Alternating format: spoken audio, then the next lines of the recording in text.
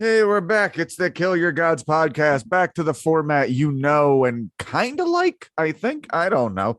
My name's Jesse Draham. I'm a comedian. We talk shit on things that people love. And today we're talking shit on something I loved quite a bit. More proof that everyone is fucking dumb at some age, especially high school. Before we have anything going on, you can check me out. This Saturday. If you're listening to this in the moment, you can check me out this Saturday, 8 o'clock, Water's Edge Gastro Pub for a comedy show. And then December 3rd, I will be in Bordentown, New Jersey at the Hope Hose Firehouse fundraiser. And big announcement, I'm doing it here first. Thursday, December 2nd, you can catch me at Soul Joel's Comedy, opening up for Ian Fidance. Who books that? Well, Soul Joel himself books it, but what happened was I was joking. Soldier says, oh, my I bad. was joking. We can talk about that off air. I haven't told you about that yet, but yeah, buy tickets to that because it's a very big deal for me. That's in Norristown, Pennsylvania. I think there's like a code with my name on it, like Jesse or some shit. I don't know. Hasn't been announced yet. You're hearing it here first. My guest this week, you've been on some episodes of this before, haven't you? Yeah, I was on the Exodus episode. That's right. Also the old podcast. And the old podcast, the Magical Misery Tour, which I need to start uploading old episodes Yeah, of. I think I was on more than one of those. You were definitely on more than one of them. Guys, Jeff Roser. Woo! Clappy clappy. Hey. Yeah, we just spent like 20 minutes trying to get my horrible fucking rig up and going here. So yeah, our age is starting to show. That's right. Yeah, dude, I lost hours at my new job yesterday just because I haven't used Microsoft Outlook in years, and I couldn't Microsoft Outlook, Microsoft Word, I couldn't figure this shit out. Guys, this episode we're talking about the 1990 cult classic Boondock Saints. It has not aged very well, but before we get into that, me and Jeff are going to shoot the shit a little bit. How you doing, buddy? I'm kind of doing it. This is my last 5-day work week, so that's right. So I'm going to Kate's, because it's going to be our last weekend together, or at least our last full weekend. Jeff works for a no need to be disclosed parcel delivery service. And it's that time. It's the most wonderful time of the year where Jeff Roser can't work and his girl thinks he's a jerk. And yeah, you get it. Yeah. You get it. You've been there. Yeah, it's about to get kicked into overdrive. What are your thoughts on, let's get topical. Kyle Rittenhouse, cute or not? Cute or not? You know what? Honestly, he has a little kind of a baby fat cute to him. What is it with all these fucking vigilante shooters having a little cute little baby face on him? He does have because he's George not Zimmerman. Fat, he kind of has that George Zimmerman was just fat, right? But Kyle Rittenhouse kind of has that. Doesn't have a fat body, but he has the fat face. But also, I don't know if that's more of the pictures I saw of him. He's trying to make himself cry, so his chin is just sticking out a little more. He definitely has more of like the baby fat. I mean, right. if we had to teen beat, I've made this joke before, never in like a set, but it's like just once. I want one of these like shooters to just be like well-adjusted, handsome. I want the most popular guy in school to be the school shooter, you know? Yeah. I think Eric Harris was kind of considered a little handsome. That's the thing. I think Eric definitely had a like chiseled jaw. Yeah, Eric and Dylan, the Columbine boys, I think they were the Coreys of school shooting, if you will, the Corey Haim and Corey Feldman. They weren't bad looking guys, but then like you look into it, and apparently he was like filled with like loathing and hatred for the world. Just like girls, one of those fucking psychopaths. Like, I tried to finger fuck this girl the first time I met her and she wouldn't let me. They're all bitches. To be 17 again. To be 17 and making the world pay. and the other one was just like a depressed little bitch boy that went along with it. He was. He had like he had the floppy 90s hair. He wasn't hard at all. He wasn't, he was a soft boy. You could tell by the Exactly. clothes he wore too. Oh He wore yeah. clothes that looked like his mom picked him out. Yeah, he looked like his mom picked out his trench coat. What a dork. Actually, when I was reading the wiki to Boondock Saints, apparently there was some concern over it being released when it was because of Columbine. Dude, that was a lot of movies at the time. Like a lot Yeah. of people I think tried to blame The Matrix on Columbine even though it came out, but I after Yeah. it's still pretty coincidental that like dudes in shades and trench coats, like you watch that elevator scene in The Matrix, and of course there's that whole thing in The Matrix of like, well, any one of them is potentially an enemy, so there's no such thing as innocent victims. Yeah. Yeah, that vigilante shit did not age very well at all. Well, also, do you remember Alex Wright coming back as Berlin, and that whole run got ruined by Columbine because he had the same look? Yes, With a trench coat and shades, and they had to drop the gimmick pretty much as soon as it started. So, listeners, if you're not a fan of wrestling, first off, you're wrong. Second off, in the 1990s on WCW, World Championship Wrestling, you might have remembered it on TBS, TNT, there was a wrestler named Alex Wright, and his gimmick was he was a German boy with a huge dick who loved to dance. Yeah, he was a dancer. He was a dancer, a club boy. Exactly. And he just had the one dance he did. He was called Das Wunderkind. But the beautiful thing in wrestling is you have a thing called gimmick changes. So say you hurt your shoulder, you're on the shelf for a bit. You think, when I come back, how about I put some pizzazz on this? And that German club kid came back as pure artistic Eurotrash Berlin. Like a goth club kid. Yes. Like somebody who listens to KMFDM in the club.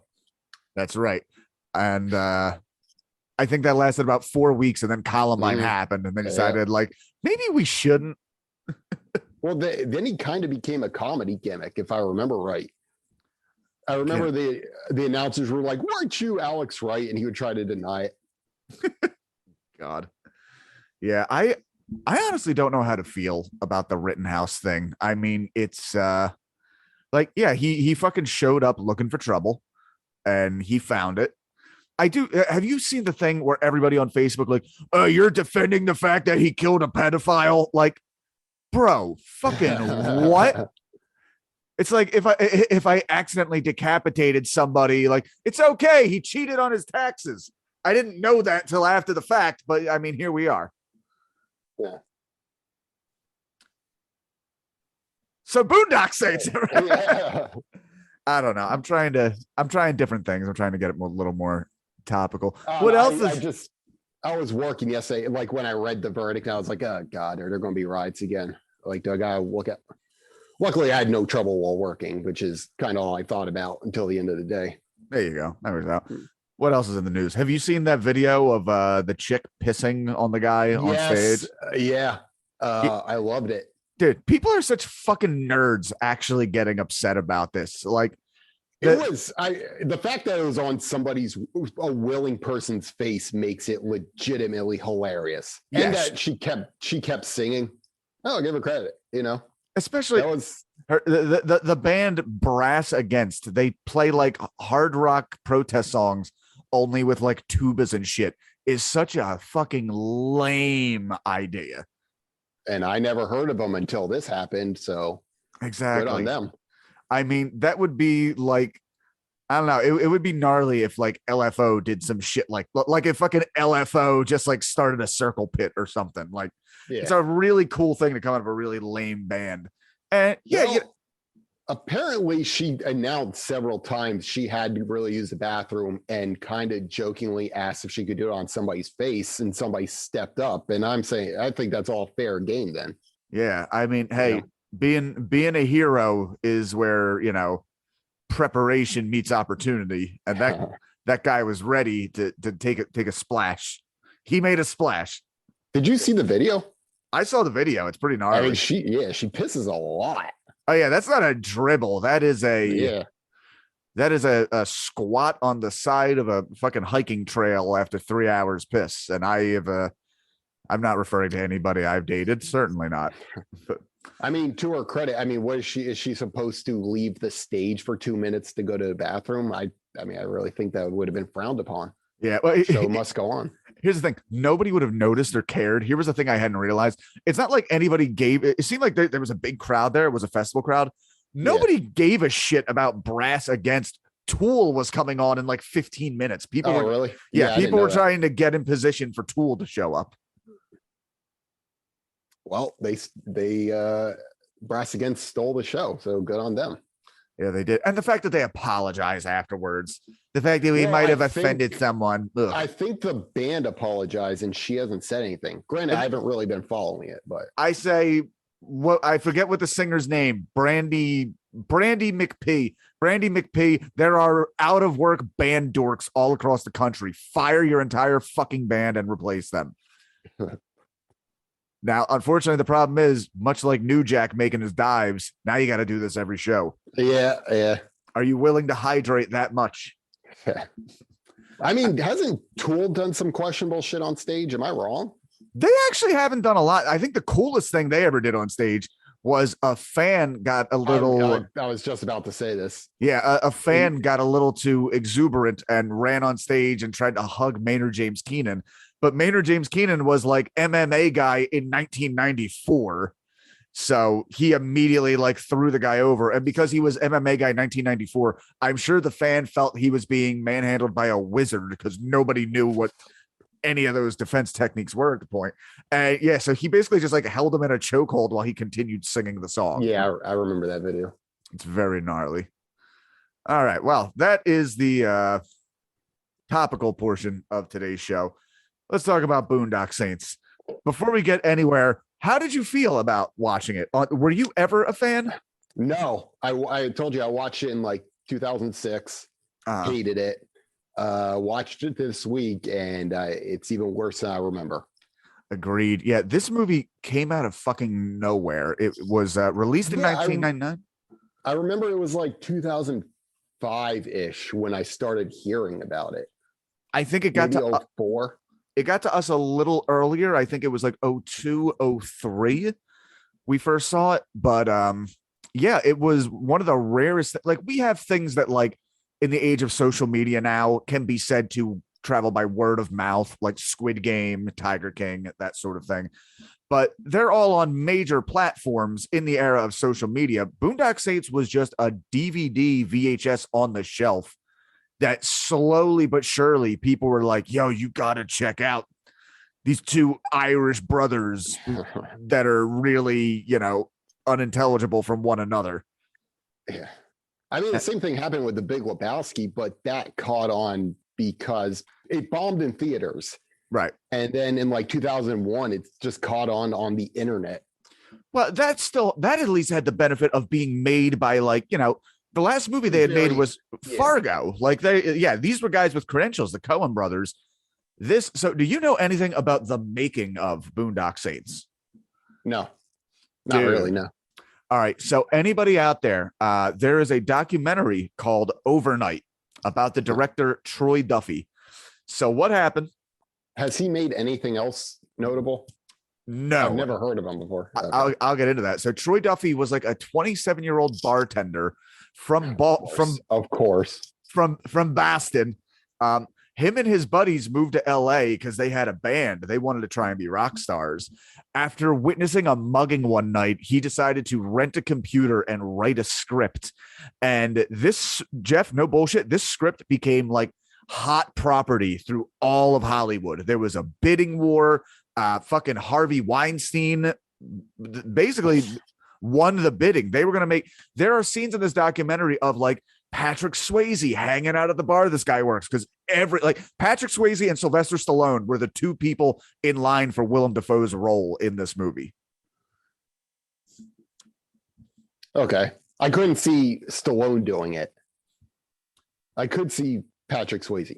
I could see Patrick Swayze as well. He wasn't exactly huge at that time, but because it wasn't a great character. I thought it was a very stupid character, but William Dafoe's character has a very flowy right energy to him. I can't imagine Sly Stallone putting in his opera headphones. All right. So check under the bodies. There, bullet. Oh, Um, but yeah, so what happened was the fucking director went like crazy with power. He started being like a real stickler, fighting with production. There's videos of him in this documentary of him like, ooh, go to your old alma mater and talk to our film class. And this guy who hasn't produced anything yet is like yelling at children, like, you will never fucking make it in Hollywood. Okay. Long story short, he became such a pain in the ass. They pulled the fucking plug. He had to return. He had to return his like producer's fee, and then he shopped it around to everywhere. They ended up filming it for like nothing. The fucking contract he signed, he only got money from the theatrical run and not from like the DVD sales. So basically, the director and the cast made nothing on this movie. Okay. Because there's not anybody who there aren't any big names besides William Dafoe, right? Well, Norman Reedus wasn't. No, like nobody knew who he was until Walking Dead. Mm-hmm. He'd been in some things like shortly after this. He was in Blade 2, but the only other one, honestly, Billy Connolly is probably the second most famous person in there. And then, I mean, Bob Marley, but he's only comedy famous, you know? Exactly. If you said Bob Marley comedian to the average person, they wouldn't know who you're talking about. Yeah, they would think that's a very weird comedian gimmick. All right. But so, yeah, the movie came out. It did nothing. And then it slowly caught on through word of mouth. Another thing that I think really assists this, that gets us so big, is this is also the era we're seeing the ascendance of Flogging Molly and Dropkick Murphys. Yeah, you're right. Yeah, there is a weird, like, Irish renaissance happening in, like, I mean, also the rise of the New England Patriots. Very true. Very true. So there's all these things happening in the mainstream and just below it. And out of nowhere, here comes this weird Boston story of two vigilante Catholic brothers. I think we should just get into actually the summary of the movie now, because this is where we get into some of the nitty gritty here. Yeah. All right. So movie, I hated this. I'm being serious. There was a point where I was about to text you and be like, I can't finish this. You just couldn't handle all that Catholic judgment. That's what it is. All right, so we'll do the usual format here. We're going to go down the synopsis, and anytime we have anything interesting to say, just interrupt. So, South Boston Street, St. Patrick's Day, the most Irish day in the most Irish place that's not in Ireland. They're in church, and the priest is telling the story of Kitty Genovese, who a real life story. Also, I didn't make this a note, but apparently that's a myth that nobody did. Like, people just watched and didn't do anything. Right. Yeah. That was to know that story's not true. I mean, something happened to Kitty Genovese, but it wasn't that people just stood by idly and let it happen. Right. The weird thing, they really imply that it happened in Boston. It happened in New York. New York. Yeah. I didn't know it happened in Queens, didn't it? I believe so. So for those unaware, Kitty Genovese was a famous murder in the, what was it, 40s, 50s? 70s. 70s. I'm not close, but okay. So yeah, Kitty Genovese, somebody was like murdering her in an alleyway, and the popular story at the time was all the neighbors heard her begging for her life, and nobody did anything. Because it's supposed to be this almost experiment in human behavior that everybody else expected somebody to call the cops, and nobody took it on themselves. Right, and we actually had a very recent. Oh no, I was wrong. 60s. We were both wrong. 1964. We look like fucking idiots. And you know, we actually had this very recently. There was a report of a rape on a SEPTA, the Southeastern Pennsylvania Transportation Authority, which you and I, well, you more than me, because I have a car. Point is, the local, you know, subway kind of thing. There was apparently like a rape on a train, and nobody did anything. And then after like a week of research, like, actually, that's not true at all. Like, it was a basically empty train and nobody was really there for it. Right. Yeah. I mean, I didn't really follow the story, but they tried to spin it as another Kitty Genovese story where, everybody just stood by and watched. Yeah. But I guess they reviewed the footage and there was just nobody around.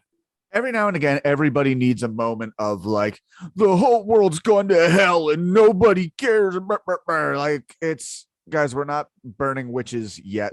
I have those moments. Yeah. Yeah, No, of course. Yeah. it's always been bad. We just didn't see it. So Yeah, honestly, I mean, this is kind of different, but one of the, I wouldn't say profound things, but one of the things that stuck with me through high school, freshman year, I remember I was talking, we were talking about current events, and I remember saying to my teacher, I was just like, oh, I just don't see how things could get any worse. Like, this is the age of Eminem and all that. So I was like, I just don't see how it could get any worse. My teacher gives me this look. He's like, every generation thinks it can't get any worse. And I was just like, huh, that makes perfect sense. I will say something about hip hop music that always fucking bothers me. And you know what's funny? So I've just, as an artist, I don't like a lot of hip hop stuff where I feel like it's really egregious, where it's literally like, yeah, lick my pussy and my butthole, my neck, my back, my pussy and my crack. And I have recently started feeling my age where I think I'm aging out of that music. well, so here's the thing. I rarely listen anymore. I always felt that way. And the defenders will be like, oh, well, people said that about Elvis swiveling his hips. Like, no, I think that's kind of disingenuous. Like, yeah, censorship is not always great, but, really the only thing that makes anything poetry, like every poem ever written is about fucking. The only thing that makes it poetry is you're not saying, I want to stick my hard dick in your asshole. No, it's like, I shall introduce my serpent to thy puckering lips. Shit like that. Like, yeah, no, there really is nothing. There's really nothing artistic about that. I don't know. And I'm sure some people, and then people want to make the leap like, oh, well, you're a racist. Like, okay. I don't know. All right. Okay. I don't know.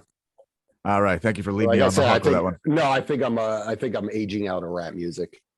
Yeah, largely. It really blows my mind that there is no like classic hip hop station. Hip hop really does not like. There was, I mean, not classic, but what was it? 103.9 used to be stuff from like 20 years ago, but it gradually just became another radio station. It's just so backwards the way regular radio works, where like there's no new rock music on radio because they only want to hear the old shit. But when it comes to hip hop, like people don't want to hear fucking, nothing but a G thing. I don't get it. Yeah. I don't know.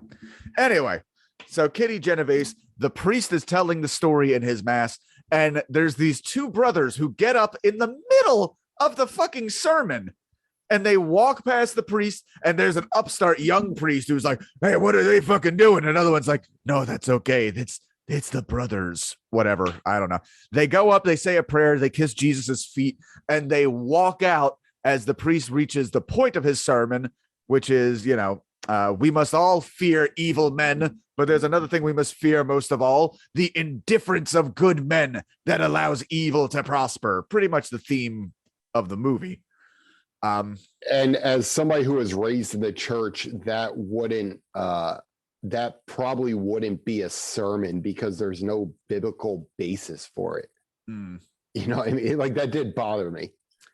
I do not remember. It's a call to action. It's not a call to do God's work. It's a call to act, like vigilantism. True. Well, all right, I'm trying to remember mass, which I have not been to in years, but like what I remember is there was always a Bible reading, and then the sermon would be like usually he'd be doing his tight five of like, this is how this applies to the modern world and your lives. And so yeah, like that implies so much bullshit. Like these guys have always been going to this church. What did they get up when they were like 5 years old and do that? Yeah, and people just got used to it. It's a weekly thing for that. That scene didn't make any sense to me. Yeah. Which, by the way, and it's kind of implied like, oh, well, they have a personal relationship to Jesus. Like, if you have a personal relationship to God and Jesus, why are you Catholic? Like, yeah, that's where they make the big deal about like, well, you need to talk to our guy. You know, there's a mediator. Yeah. So one of the funny things we find out, so we meet the characters, Connor and Murphy McManus. Here's the thing, though. They will say their names once in the entire movie. I didn't realize until the end, like I was watching on Amazon, and Amazon will show you the actors and the character name, and I hit pause midway through the movie, and that's when I realized, oh, I didn't catch either of their names. Yes. No, their names are Connor and Murphy. And no, I cannot tell you which is which because it really doesn't fucking matter. Mm-hmm. There's Norman Reedus and Powder. That's it. That's who is here. So it's mentioned that they're like off the boat actual Irish, but it's never explained, and their accents fade in and out throughout the movie. Yep. Yeah. And that's all over the place. We're going to talk about the mob boss when he comes up, who does not sound Italian at all. Turns out the guy is an Italian who was raised in the UK. He doesn't even have an Italian name. It's like Iacovetta. Yeah. Yeah. That sounds Russian. And we have Russians as well, but the Russians, right. the Russians pretty much like, hey, Billy, I need you to play a Russian. Go watch Rocky IV, and that'll be your entire... We will now be closing the bar. Yeah, well, I'm not going to say it. We'll get to the Russian scene when it comes up. So we have a little bit of exposition. These boys work at a butcher shop where they hit each other with meat for fun. A few people have Irish accents, again, despite this being in Boston in, the late 20th century, not, 1915. We meet a very bullish woman who is working at the butchery. And this is one of those scenes that adds nothing to the movie. Yes. Where she kicks one of them, and I think it's Norman, punches her in the face. Which is hilarious because the whole thing later in the movie is they won't hurt women or children. Yeah. And then it opens it's like, let's meet these fun, cool brothers punching a lady. All right. And I remember this is where everybody talked about the rule of thumb thing, which apparently is bullshit. In explaining the job to the woman, they say, you want to use a rule of thumb here. And I will say they were at least 10 years ahead on people getting really like microaggression pissed off. Like rule of thumb, that phrase comes from the law where a man could beat his wife if he only used a stick no wider than his thumb. And Powder gets up. Yeah, isn't she like, oh, those were the good old days? Isn't that her attitude? Is that, oh, we need to bring that back? No. Okay. I looked at her as, here was this feminist lesbian, and she's gonna come in and try to, influence these good old boys having fun, cooking meat and sucking each other's dicks. I don't know.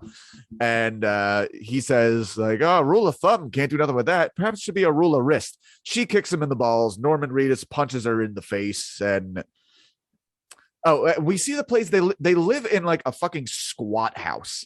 Yeah. They're squatting in a loft. They just have fucking mattresses on the floor, meaning like, okay, so these guys never fuck. They're two brothers that love going to church, playing with meat, and sleeping next to each other. Just so weird. I don't know. Maybe when they do have sex, they share one woman, and that woman's named Mother. We meet Rocco, their friend. He is an associate of the mob. They're all getting rowdy at the bar for St. Patty's Day. The bartender, so weird. The bartender has a stutter and Tourette's, and he'll say shit like, why don't you make like a tree and get the fuck out of here? I don't know. Very weird character thing. What did you think of the bartender? Well, it's dumb that in the middle, they do this thing where they try to give characters quirks, just like William Dafoe put on his headphones and he surveys a scene while listening to opera music.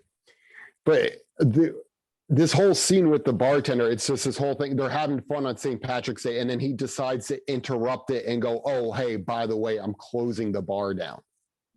Like, you wouldn't spring that on them on St. Patrick's Day, Yeah, exactly. And that's what happens. The fucking Russians show up to shut down a bar on St. Patty's Day. St. Patrick's Day. Yeah. In the middle of St. Patrick's Day, when they're outnumbered immensely, 2-1, I would say. There's only 3 Russians. Yeah. The main Russian's name is Ivan Chekhov, which is a bit on the fucking nose. I mean, why not name him Kami Trotsky? I don't know. So the boys are in the ancient tradition of kung fu movies of like, we're just hanging out having drinks. Why don't you sit down with us? Don't push us to this. And then he smacks the peace offering beers out of their hands. And then like, well, this has got to happen then. Yeah. So one neat thing about the movie is every time shit's about to pop off, this is the entire movie, shit's about to pop off before we actually see the action. I was just about to say this. Yeah, we see the aftermath. Infuriating thing. Yeah, this infuriating thing where, first of all, this is almost like a high school film project where everything fades to black. They don't just switch, like it doesn't just transition from one scene to another. Everything fades out, and it was frustrating to watch. But it's this thing where it fades to black, and then we see the aftermath, and then gradually they explain what happened, and they do this trope like 4 times in the movie. I kind of liked it. I hated it. It was annoying. It's okay once or twice, but they kept doing it. Well, you got to consider what it shows. I mean, it provides a way for Willem Dafoe to show how good he is by how he pieces things together after the fact. And it also shows how he gets so frustrated when this guy who is much like Alex Wright, Das Wunderkind of a detective, and suddenly he can't figure this out. All his training is like failing him now, which is what will eventually lead him to join up with the Saints, because his entire method of fighting justice doesn't work under this, and it kind of falls apart then. But so we cut to the cops examining the crime scene, the aftermath.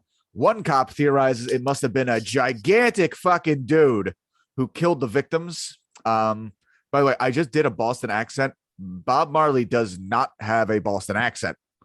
He has kind of a New York accent. And he's actually he's from Maine. He from Boston? Oh, okay. He's from Maine, but the weird thing, none of the cops really have a Boston accent. Yeah. And I don't get, you would think they would have the most, but so yeah, Willem Dafoe is a weirdo gay detective that pieces together crimes with like transcendental opera, almost clairvoyant, kind of ridiculous. They enter the abandoned loft the abandoned loft that somehow has working plumbing. I don't know. We see the. I think it was supposed to be an apartment building. It's a squat. Okay. Like it's weird they have it like that, but they make it very like they're living in an abandoned. If only they were a little more musical, this would be Rent. Instead, they are Irish butchers. So yeah, we see the bartender comes and picks up the boys at the hospital. There's a beaten up nun in there. He tells them he came out, that the cop came in and dropped off his card. Yeah, it does take a while to really get to what happened here. So Willem Dafoe is talking to all the cops. He's yelling at them because somebody leaked the story to the press. He said they're making these boys out to be angels, but angels don't kill. I only include that because I love the band Children of Bodom, and they have a song called Angels Don't Kill based off this stupid fucking movie. The detectives sit and ponder who the bad guys might be as the brothers wander into the middle of the meeting to turn themselves in. There is a running joke throughout the movie of the bumbling cop being wrong in his prediction and Dafoe telling him to get him some coffee. That gets old very quickly. Mm-hmm. So we see the revelation of what happened before. Rocco insults the Russians' mothers, and one of them punches him. Hilariously horrible dubbing as he's knocked unconscious, but still finishes his joke at the same time. Yeah, when you watch the movie, he gets punched in the face and then still has like 5 words of the joke come out. The boys yell at the Russian in Russian because we're going to find out these 2 poor butcher Catholic loft squatters speak multiple languages. Yeah. By the way, the term for somebody who speaks multiple languages is polyglot, which I just love that word. I don't know why. They beat the shit out of the Russians. They tie one of the Russians to the bar and light his ass on fire. Again, I don't know what they expected to come of this. Next day, Russians show up to the loft. They change. Yeah, that's another thing is like you beat the shit out of known mob guys. Do you not think they're going to come back and try to shoot you? One thing if you just beat them up, but like you broke wine bottles on their head. You set the one guy's ass on fire. Tied him to a bar and set his ass on fire. Yeah. Shit. So the next day, the Russians show up to the loft, chain powder to the toilet, and tells him they're going to kill his brother. They take him down to the alley, which, okay, I'm going to shoot your brother, but first I'm going to take him out in broad daylight instead of this abandoned fucking factory that you live in. Right. Yeah, powder pulls while chain cuffed to the toilet. It has the strength to pull up the entire toilet, carry it up a floor. Carries it all the way to the roof. Yep. With perfect aim, drops it on the Drops one it. gangster, You're and right. then jumps off the building and lands on him, and doesn't hurt himself in the process, but jumps off a roof and lands right on the fucking guy. 5 fucking stories. Again, we mentioned before with the Brass Against singer. He pulls a new jack. You gotta dive. Yeah. If you have no idea what we're talking about, go look up New Jack Dive, and go look up that Weezer song where he mentions him and Johnny Grudge for no reason. Norman Reedus then takes the toilet tank lid and bashes the other Russian skull in.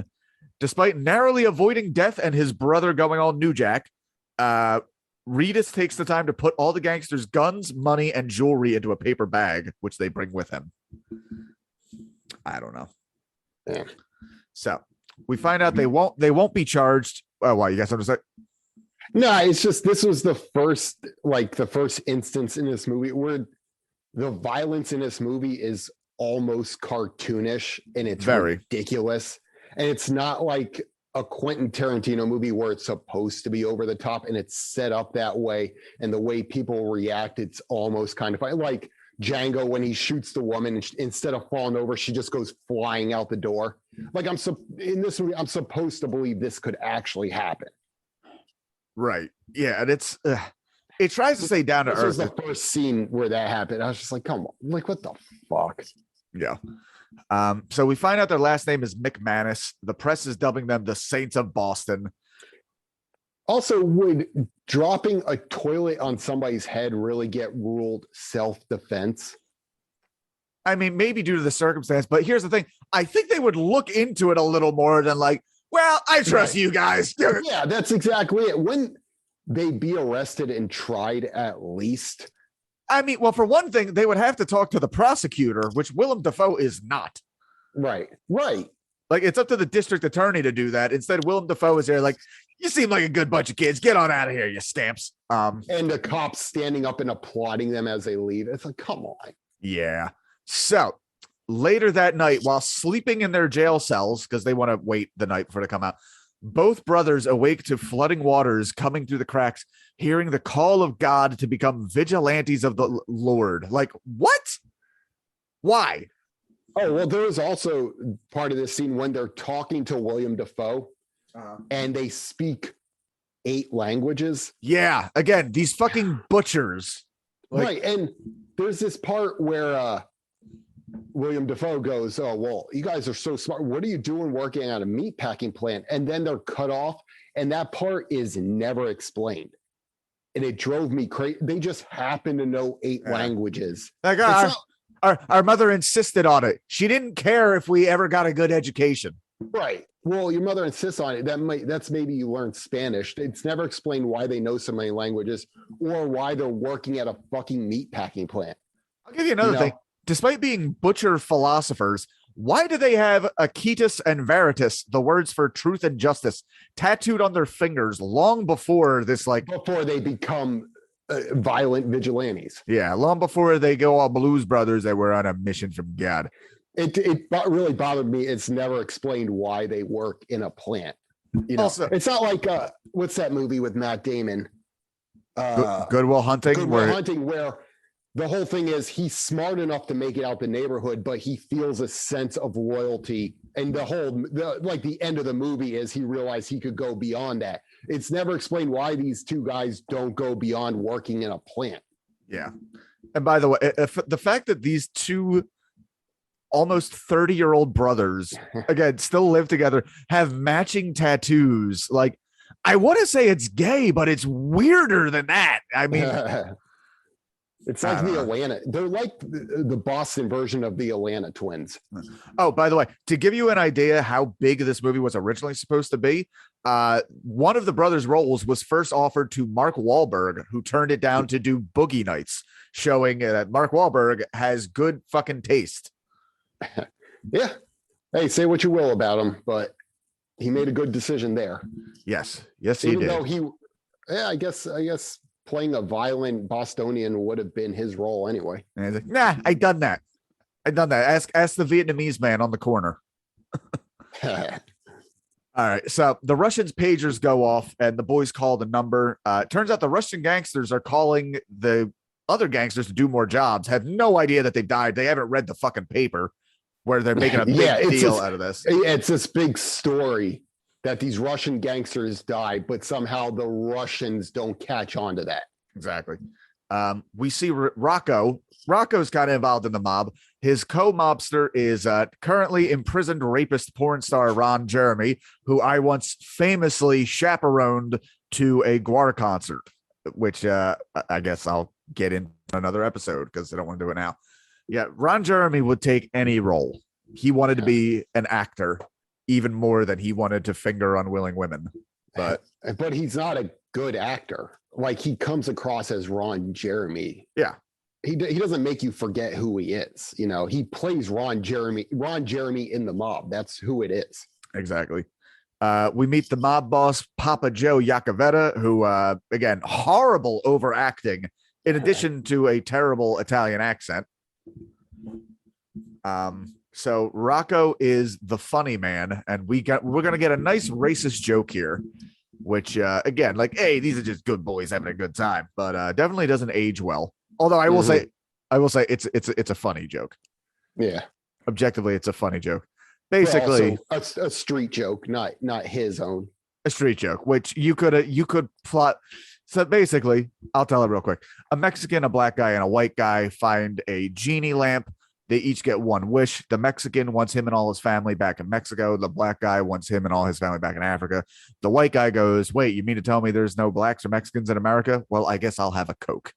So good joke structure, even if it is a street joke. But that's the thing. You could slot in anybody. Like it's like blonde jokes or Polak jokes. Like you could really, it's about whoever you want it to be about.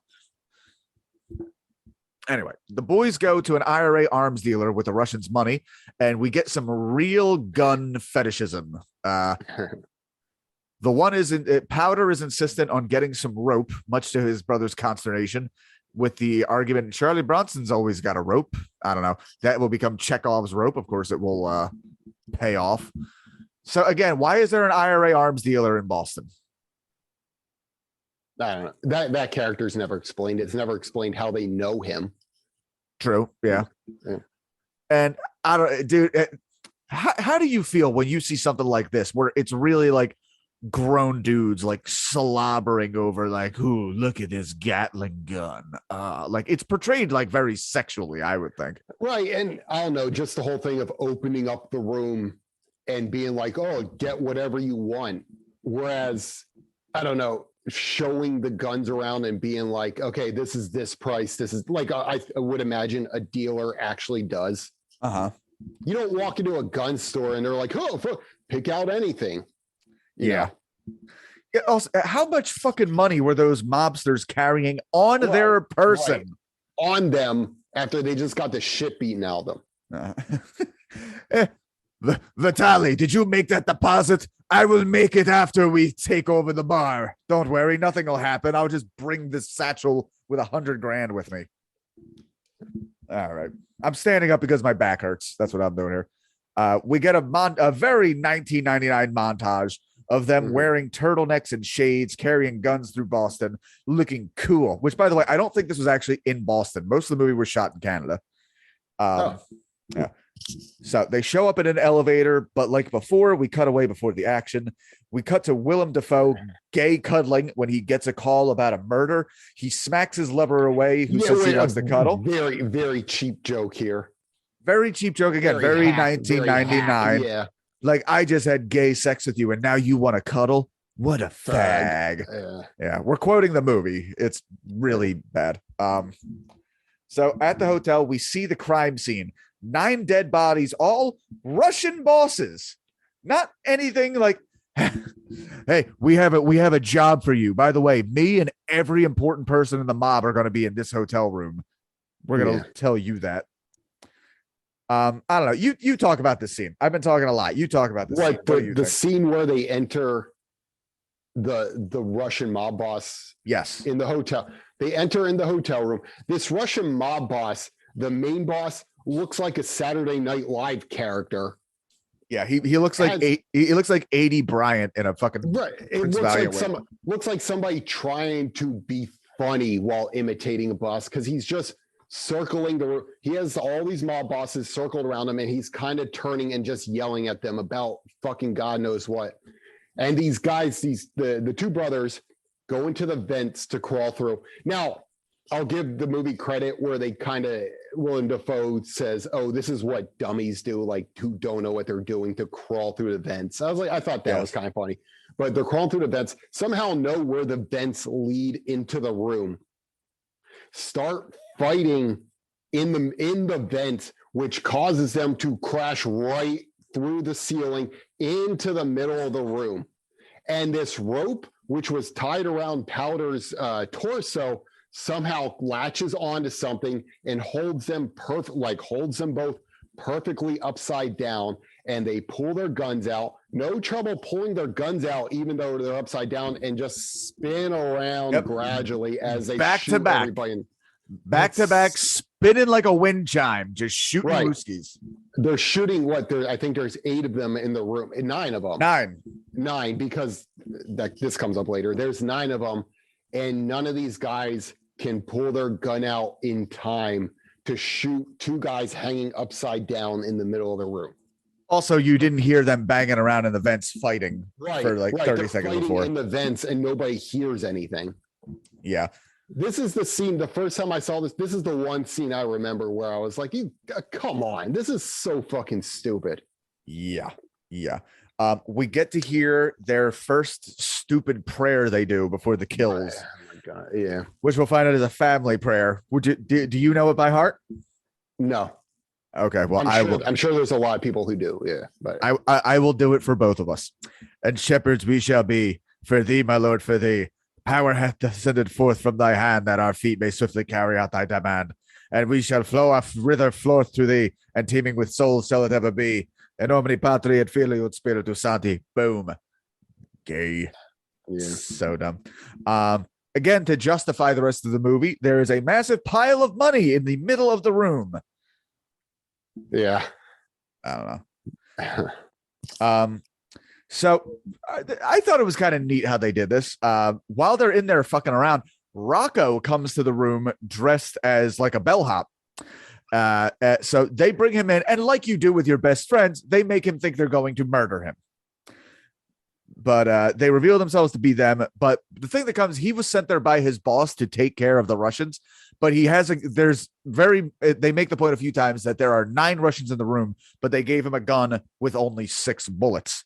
So basically they were sending him there to get killed. Now, is it ever explained in the movie why they set him up to die? It feels like they just don't like him. Yeah, it does. That part's never like it is revealed later. They sent him there to be set up. Like they ambushed him to die. It's never explained why. And doing it in a way that could possibly set up a whole mob war. Instead, he's a numbers runner. It's shown in the movie, or like in the beginning, he's insignificant. If they wanted to take him out, they could just shoot him and nobody would care. Yeah, he's a nobody. Happens in The Sopranos all the time. Right. So we see, though, in the cops looking at the aftermath, Willem Dafoe is for the first time way off base. He thinks this is the start of an international mob war. So we go back and we get some of the motivations. Rocco questions the boys, like, so anybody you think is evil should be killed. And they give a speech about decent men doing nothing. The line, everyone, tell me if everybody's fucking uncle hasn't said this. Everywhere, everyone thinks the same thing watching the news. Someone should just kill those guys. And Rocco says, this is something I think gives an idea of what they wanted this to be. Numerous times throughout the movie, somebody will say, I think you should be in every major city. Mm-hmm. Which I feel like they wanted to set this up as the Boondock Saints do Philadelphia. Or, just, I don't know. So the guys party a little bit. Rocco accidentally shoots the cat, which just I will say that was a funny scene. Yeah, because the cat just that was a funny part of the movie. Yeah, the cat is vaporized. And then one of them says, "Is it dead?" Well, I also love that Norman Reedus loses every shred of that accent It says like a frat boy, like, I can't believe that just fucking happened. Yeah, this is a foreshadow that Rocco should probably not be involved in God's plan, but oh well. So the boys hang at Rocco's house while he's out. He calls up and says something weird. He says, I'll catch you on the flip side. He returns home freaking out, saying, we got to go. Rocco's girlfriend is there crying about the dead cat. He holds a gun to her friend's head because she doesn't even know the name of the cat. I don't know. He's a real scumbag. Mm-hmm. But also another funny quote is, I can't even go get cigarettes without running into 9 guys you fucked. And he also yells, shut your fat ass up. I'll say that. Shut your fat ass up, Rachel, or whatever her name is. I don't know. He's not. I'm very surprised, actually, that of all the people in this movie, Rocco has probably done the least. Right. I don't recognize that actor at all. I think he was like a friend of the director, but he does a great job in this movie, I think. Yeah. Honestly, he's probably the most entertaining character out of the whole movie. Agreed. I mean, he's probably supposed to be, but yeah. So, as is the style of the movie, we get a flashback to see the crime scene of what Rocco did. 2 wannabe mafiosos brag that Ron Jeremy was they're in a diner, bragging about them and killing Rocco. They think this was a test to see if they were reliable. I will say these 2 dudes are like so beautifully shitball, and it's kind of what we see in a lot of South Philly bars. Like, we're real good fellas now. They were testing us to see if we would squeal. Rocco goes a little over the top and kills both of them and the bartender, which, dude, so he does the scene in the movie where it looks cool in the movie, where he's like, oh yeah, you're laughing. He pulls his coat out and shoots the guy through his coat. But you just ruined your fucking coat. Yeah. I don't know. So Rocco wants to kill Ron Jeremy and tries to convince the guys they should do this. They don't really have a solid litmus test on what makes someone worth killing. Rocco screams his dialogue, like all of his dialogue, that this is his part in the movie. He knows these scumbags, like, I'm supposed to be like your navigator. So we get another time jump to Willem Dafoe and the aftermath.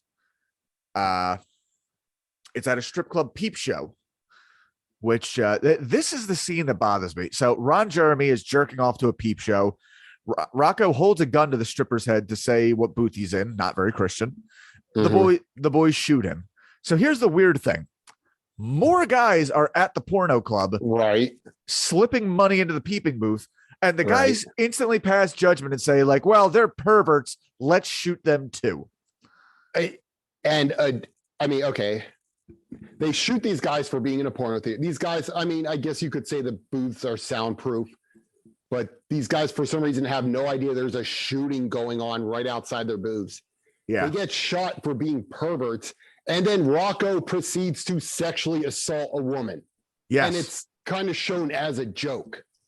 Wait, what does he do to the woman? I forget. So the stripper he holds the gun to gets so horrified she passes out. And after he gets done killing these 2 guys for being perverts, he eyes up her tits and just, again, this is shown like as a joke, just can't resist copping a feel while she's passed out. And then when the brothers are like, hey, cut it out, he goes, I'll tip her.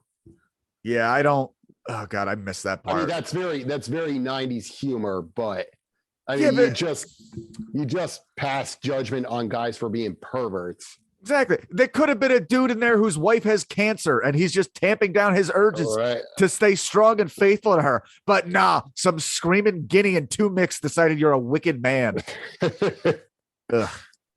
By the way, brief thing here. They wear ski masks for a lot of these killings and they look very IRA. That has to be intentional. Obviously, that happened all through the 90s, the Irish troubles in Northern Ireland. I don't know.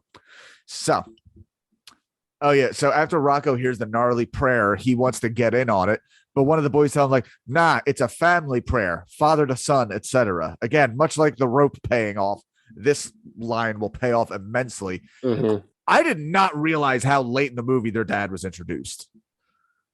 Like, there is it's no really there's no mention of this fucking guy, and then it's like the twist ending.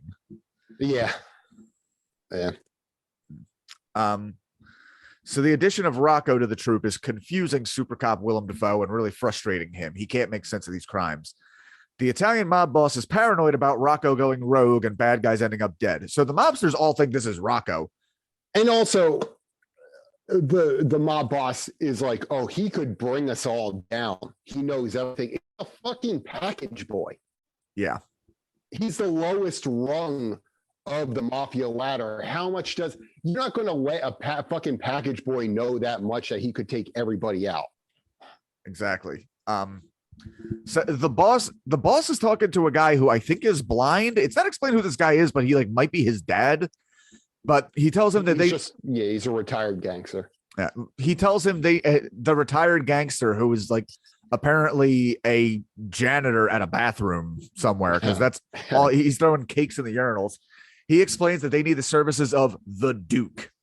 So they explain the Duke, played by Billy Connolly, was a hitman they used whenever they needed their own killed, which I thought the whole point of the mafia was like your friends are the ones who kill you, but okay. Yeah. He had a rule, no women or children. He's a monster.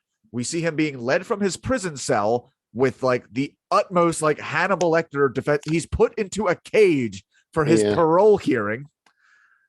And apparently this small time mob boss is super connected because he gets this terrifying monster of a man paroled. Which is also doesn't make sense, because don't you know when you're up for parole way in advance? Like a parole hearing isn't sprung on you because somebody pulled some strings, you know? Exactly. Like you maybe get a parole hearing once every 5 years, I would think. And also the guy's so dangerous that 4 people have to have shotguns to his head while he's taken to his hearing, but nobody's surprised when he's granted parole. Those have been pretty awkward when they had to unchain him afterwards. Like, sorry about that. When you're sentenced, you're given the option of parole, you know, and I would imagine somebody like, well, not the option, but if you can be given 25 to life with no parole. When this guy who's so horrible not be given parole? Yeah, you would think so. And I mean, especially if he was only killing like mobsters, he would not have that level of like maximum security. Like they have that for like, you know, people who kill randomly, shit like that. I don't know. I suspect this character is based on the Iceman. Maybe. I could see that. So Rocco leads the boys to a hitman's house that he had to help in the past, who, unlike the Saints, was shown that he would kill entire families. He has mobster poker games at his house on the regular. So we see them get up there and then we fade to black. So this is where I think that works, that method of showing the crime scene after the fact. Because we see this one and we can immediately see like something went fucking wrong here. Like it's the middle of the day. It's outside. There is carnage all around. It's also in the suburbs. So this flashback is different in that we actually see Dafoe with them in the flashback, which is kind of, I don't know. It's neat. He's not with them. He's explaining the crime as it's going. He's explaining what happened. And they're also showing it happening while because he's not in, you know what I mean? Right. Yeah. He wasn't. He wasn't there. We're seeing him as like unfolding as he's telling it. Yes. Which honestly, I did think was kind of cool. Yeah, definitely was. So we see that the guys wait for the guy's kid to leave. They hold his wife hostage, have her open a coded door, and then tase her unconscious, because that's how tasers work. Yeah. No. Yeah. They wait for the door to open, and it's a bunch of unprepared gangster scumbags, including one with a wonky eye.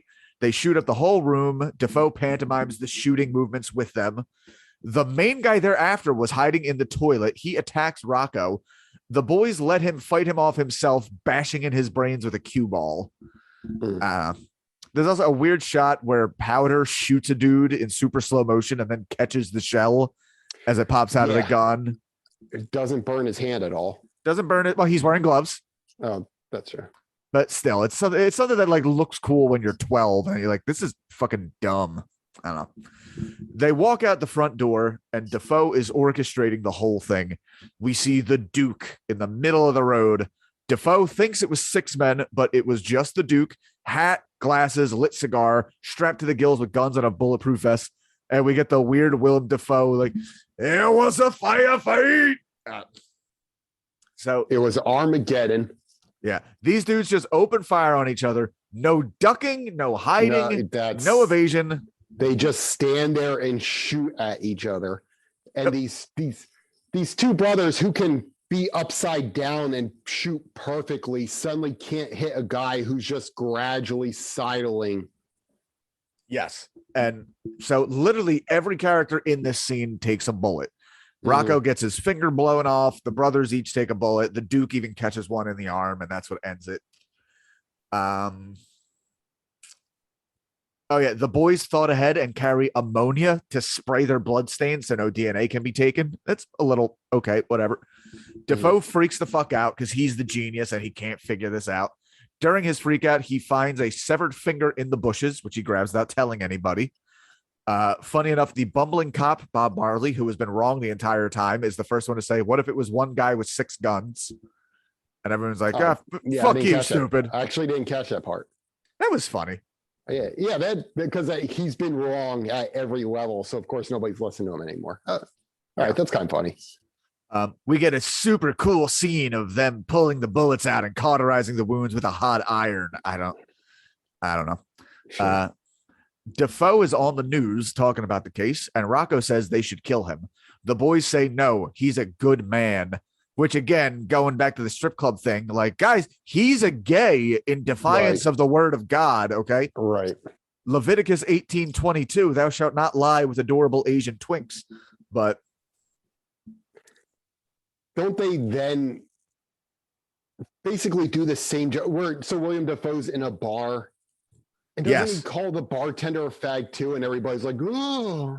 Yeah, he says something like again, it's the joke of him being gay and call somebody a homophobic slur. But see, like the bartender's like, haven't you had enough? And he goes, oh, stop being such a fag, or something like that. Here's the thing. We're seeing the advancement of the acceptance of gays at that period where I would say this was like probably the average working man's opinion at the time of like, well, you could be gay, just don't be like one of those fairies, you know? Yeah. Willem Dafoe is my kind of gay. So the boys go back to the church, which they supposedly do every morning. By the way, this is the first time I realized Defoe's name is Paul Smecker. Again, they don't say any character's name in this fucking movie. Except they could all say any character's name, but then they say Rocco like every 5 seconds, it feels like. Yeah. So Rocco sees a drunken Defoe on the street and follows him into a church confessional. He holds the priest hostage while he does Defoe's confession. Murphy then goes into the next confessional, reaches through and holds Rocco at gunpoint, which does look kind of cool, actually. I don't know if you noticed this. Did you recognize the priest? No. The priest was legendary Boston comic Jimmy Tingle. Oh, no, I didn't catch it. Yeah, there's a lot of... I'm pretty sure the 2 wannabe mobster guys who get shot are also both comics. I don't know. There's a decent contingent of Boston comedians in here. Right, because they're also wannabe actors and can kind of get them for cheap. It makes perfect sense. Exactly. So Defoe talks to the priest about his quandary. He believes these men are doing God's work. How can he ethically arrest them when they do good? The priest tells him the laws of God are higher than the laws of man. Defoe says he will help them. So with this in mind, the Saints call up Smecker. They still have his card from when he arrested them.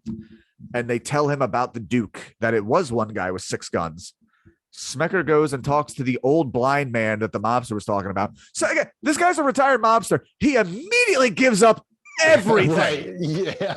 No. Which maybe the gag is... Again, it's one of those characters who kind of has a quirk. Yeah. Maybe like a bit clairvoyant. Yeah. I think the gag, it would be hilarious if the gag was the guy is blind and he still thinks he's talking to the mob boss. Yeah. Yeah. Yeah, gives up everything about putting the Duke on Rocco. The Saints try to sneak into Papa Joe's house, but they're caught and tied up. We don't see this actually happen for some reason or hear how they knew they were coming. Right. They just caught him and have him in the basement. Yes. Papa Joe shoots off another one of Rocco's fingers. He comes back and concludes he has no option but to kill Rocco, shooting him in the heart.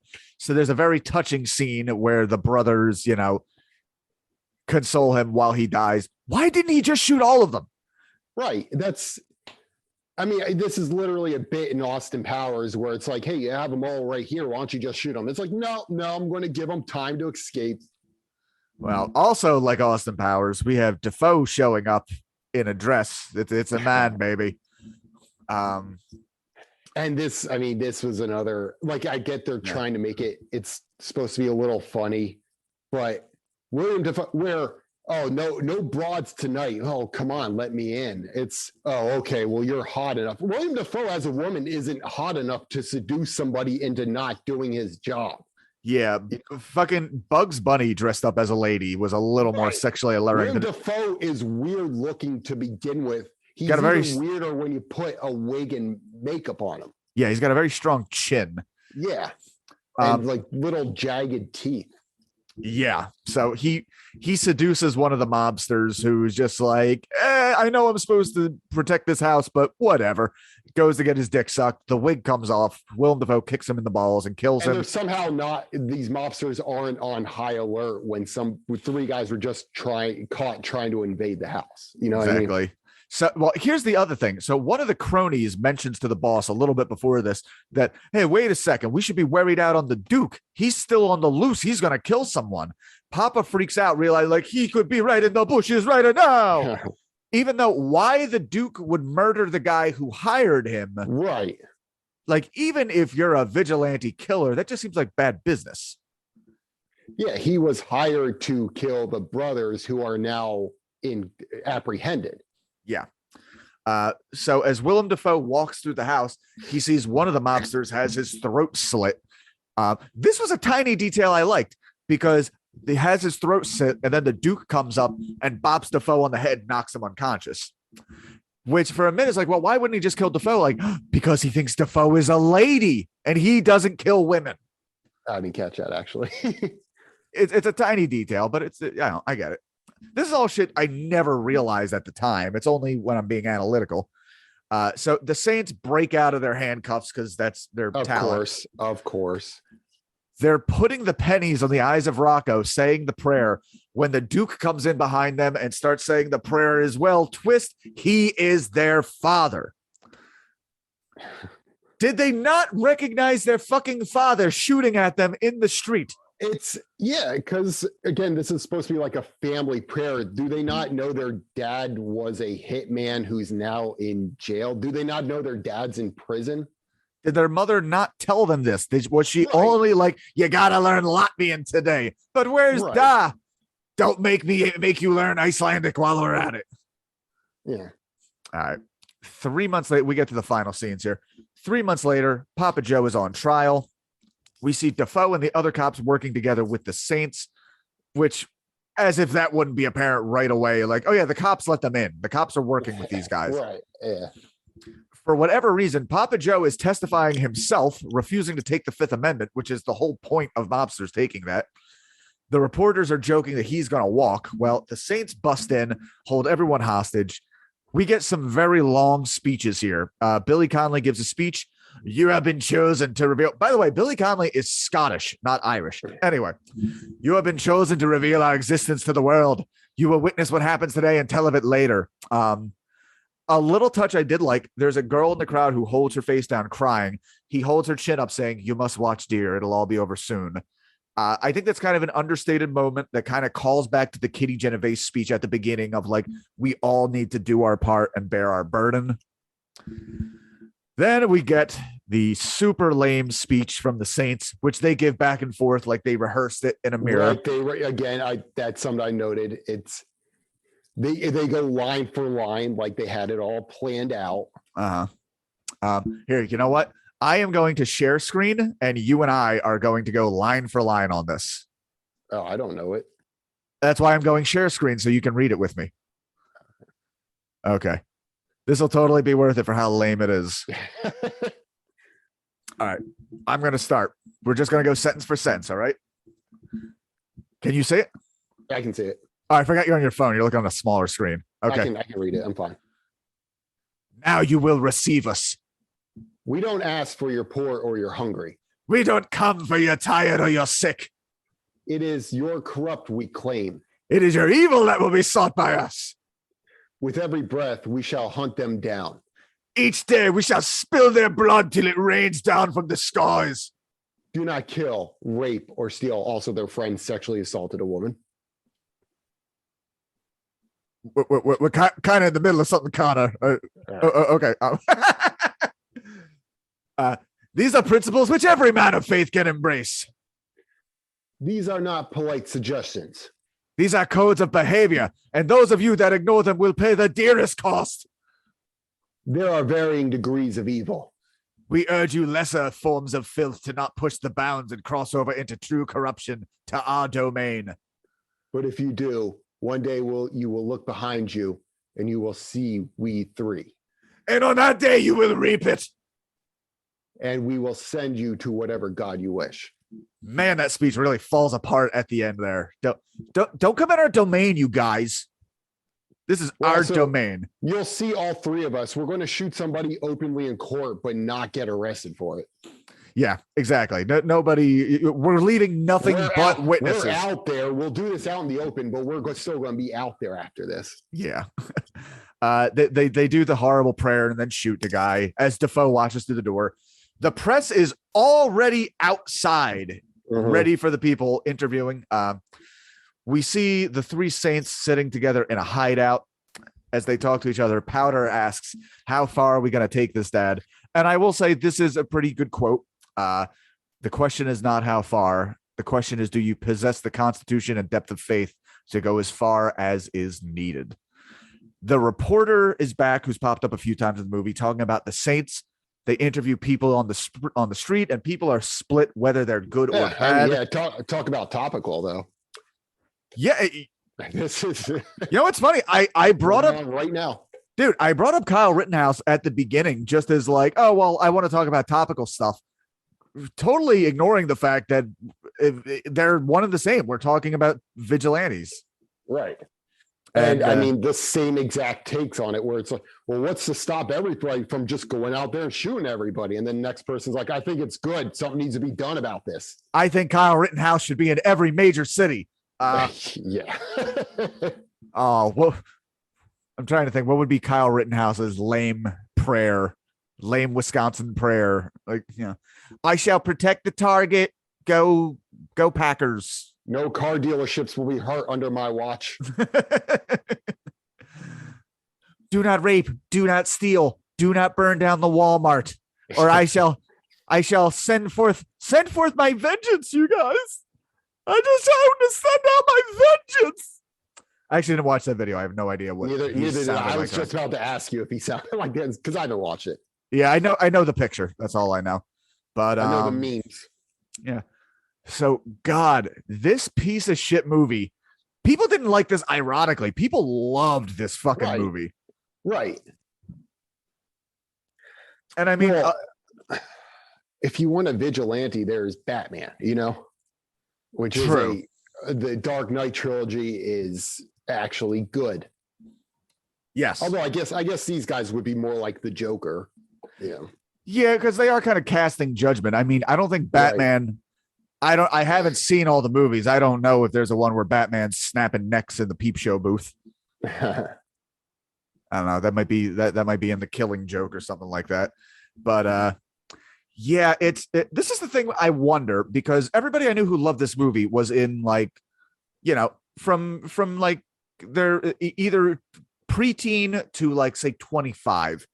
And you wonder, like, well, did we like this back then because we were just young and didn't really have any of the mental spatial room to really analyze any of it? Or has society as a whole kind of just, have we evolved with society to be like, yeah, two dudes casting judgment and fucking mowing people down is probably not cool because we've seen it so many times.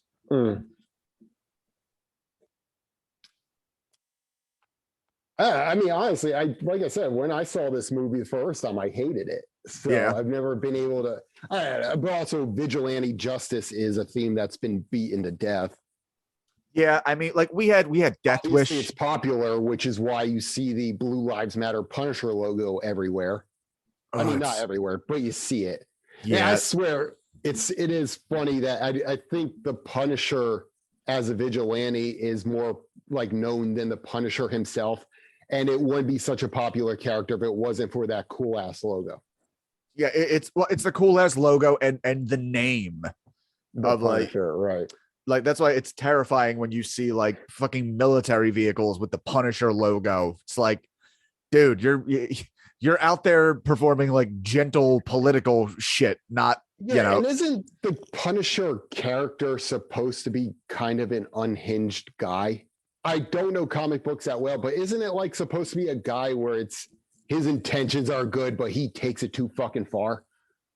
I'll be honest. The people using I love how people are constantly like, like, don't you know what that symbol means? I doubt they have ever even seen one of the Punisher movies or read one of the comic books. They think it's a cool logo, and being like labeled as a Punisher, I don't know, even more so than like jazz. I feel like the Punisher is something where people just like want to say they like. Right. I don't know.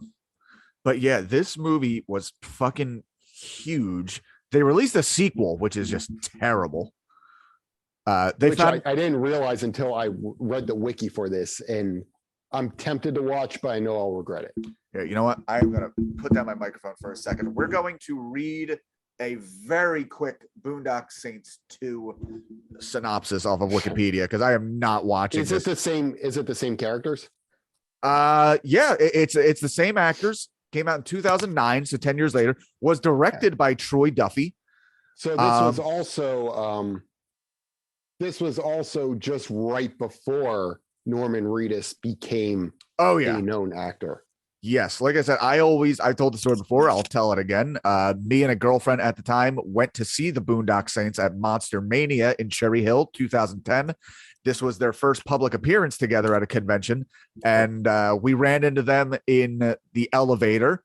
And my girl was all like, oh my God, I just love you guys so much. And Powder said like, oh, well, we should. She said like, you're like my heroes. She was not bright. She was 19. She's like, you guys are my heroes. And Sean Patrick Flannery said like, well, we're just actors. Like your guy should be your hero. And I even said like, thank you, Sean. Thank you. See, even they agree with me. So later that night, we found ourselves at a hotel party where many people were doing blow with the Boondock Saints. I did not do it that night. And Norman Reedus tried very hard to fuck my girlfriend, and she didn't. But then she cheated on me with her ex like a week later. I would way more she hooked up with Daryl. Right. It's like if you're going to cheat, at least make it worth it. Exactly. And but here, get a story out of it. Here was the thing. That summer, it was literally like Walking Dead was premiering in like 10 weeks because this was in July, and I believe that premiered in October. So even at the thing, because it's like a nerd convention, even there people are like, oh yeah, I heard he's going to be playing Daryl in Walking Dead. Like there's no way that show is going to be good. So literally we caught him just before he blew up as Daryl. Okay, after the McManus twins, Connor and Murphy, and their father, the Duke, assassinated Joe Jacobetta, they fled to Ireland. So pretty much apparently the whole thing didn't work the fuck out. They had to go on the land. Well, also somehow presumably they're high profile, but they can still get on a plane. Yeah. Okay. Billy Connolly still played the Duke. Let's see. 8 years later, their uncle, Father Shabil, arrives to inform them that a renowned Boston priest was murdered by a mysterious assassin who attempted to frame the saints by using a ritual assassination style. In response, the twins dig up their old gear and weapons and depart for the U.S. So they did nothing after we're vigilantes and we'll make blood rain down from the skies. It's their life mission, but they retire after they get into a little bit of trouble. Yeah, after they knock off one meanie mob boss who hurt their dumb friend. It looks like Papa Joe's son, Concesio Jacobetta, is now after them. Wow, this is dumb. All right, I need to watch this, but I will never, ever fucking bother with a podcast on it. And if we could just get to the reviews here, received 23% approval rating on Rotten Tomatoes. Quote, this sequel to the cult favorite Boondock Saints is more of the same. Unoriginal, absurd, violent, over the top, and mean-spirited. So, poor Troy Duffy. He tried to make it work. when looking up Boondock Saints, I was actually kind of happy to see it has a low score on Rotten Tomatoes. Which makes me think it's not as wildly popular as you would think. It's the people who love it are so vocal about it, and the people who don't like it just don't talk about it. Yeah, it seems like the critics were always saying this was a dumb movie. Yeah. Ooh, Judd Nelson's in the second one. Huh. Fucking Bender. I don't know. All right. Well, anyway, that's I don't have anything else to say on this movie. It's very interesting watching. Oh, there is one more thing. I honestly, I didn't say this at the beginning. There was a point where I was starting to get motion sick because the camera never stays still when shooting this. It's always panning up, or there's a lot of circling the room. And I'm not joking. There was when they were sitting in the office talking to William Dafoe for the first time, it was starting to make me sick because the camera just kept circling around. Oh, wow. Okay. This is like art student project sort of camera work. Yeah, I hadn't considered that there isn't really a whole lot of static shots. The camera is moving a lot. And there's no point to it, which so like, again, I don't make film. I don't know about camera work that well, but I do know, for example, in the movie Taxi Driver, when the camera is moving, it's kind of the signal that Travis Bickle is off. It's almost like a reflection of his mental state where it's shaky and it's not stable. And it's not like that when he's not or when he's not. The camera work here doesn't signify anything. It's just moving for the sake of moving. It's like the fade to black. It's just there to have it. Right. Yeah. Yeah. It's a pretty lame movie, but I'm glad we watched it. And I'm glad we got to talk about it. Yeah. Jeff, anything you got to promote? Not right now, honestly. Christmas season is coming up. Hoping that 2022 I can finally get more free time. There you go. Yeah, I'm literally leaving in like 20 minutes to go get my COVID booster shot. Despite getting two of them, I still get a little Kate just got hers. Made her sick the next day. Ah, damn it. Yeah. Oh well. So we'll see. I didn't really have any side effects of the other two, so I'm probably fine. I think they're all the same shot. So I got a slight fever, but yeah, nothing I couldn't power through. I'm a little worried. I'm getting that and the flu shot together. Yeah, so. I don't get the flu shot. I don't know. It's one of those things I just don't think about. You know, I never got one, but then I married a very opinionated woman, so yeah, I don't have the option to not. Right. Yeah. Yeah. All right. Well, Jeffy, thank you for talking Boondock Saints with me. Gotta end this like I end every episode. I'm gonna stop recording, but you and I can still talk for a second. All right. Later.